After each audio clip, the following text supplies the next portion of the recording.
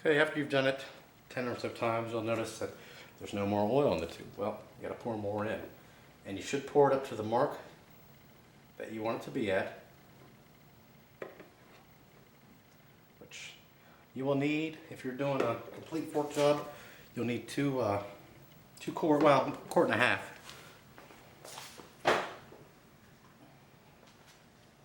We'll open up our other quart here.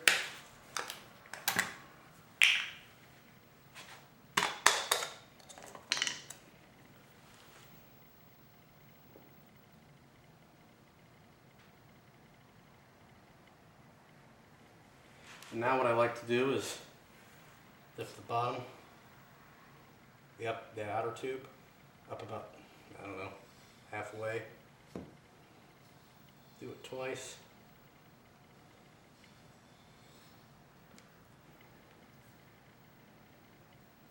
There we go. And then I like to go back, pulling the inner valve, or inner rod.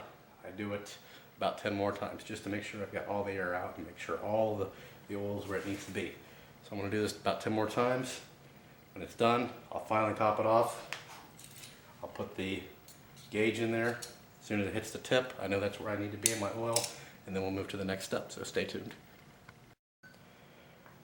Okay, the next step here, assuming you've done everything correctly, when you pull out the shaft here, it should be pretty difficult to pull out, and it should stay in place. So lift it up a bit here. There it is. Now the next thing you want to do, we're going to put our one shim that I'm going to use on. Little splash there. Slowly put your spring on. Now keep in mind this bike did not have any springs from the factory on it at all. So the floor was just nuts. Okay, the next thing, if you remember those bumpers, here are some new bumpers. Contacted Pivot Works, asked them if they had anything a little beefier because I didn't want the same thing to happen to me that happened to the other idiot. But keep in mind that he was using 4 shims. So, you know, I'm not going to be doing that obviously. So, next thing goes on, the cap here. And we'll want to press this little washer onto our new bumpers.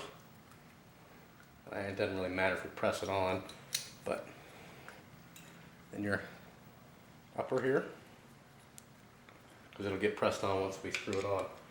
Okay, got that, just set it in place. Now put a wrench on the nut. You may have to compress the spring just a bit. Make sure I'm up all the way. I'm not. There we go.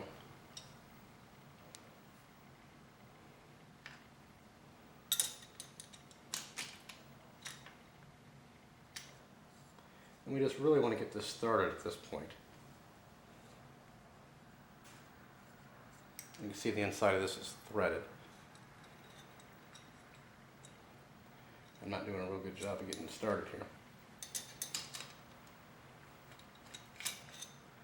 Lift up the tube again. It's staying in place fine, but best to just pull the spring down a little bit and do it like that. It looks a lot better. And then you'll want to use the wrench here. Pull this down, put the wrench in place, and you want to tighten up your top cap, which in this case is 21 or 22 foot-pounds of torque. I think it's 21. So I'm going to tighten that up, and then I'll show you pretty much the last step. Okay, once you've got this tightened up to spec, simply pull up your outer tube. And then tighten the top cap down. You can, for now, you can just put it finger tight if you want to put it in the vise. Or if you're putting it directly on the bike, put it in the triple clamps and tighten it down then. And this one happens to be 22 foot-pounds of torque. So that's really it in a nutshell.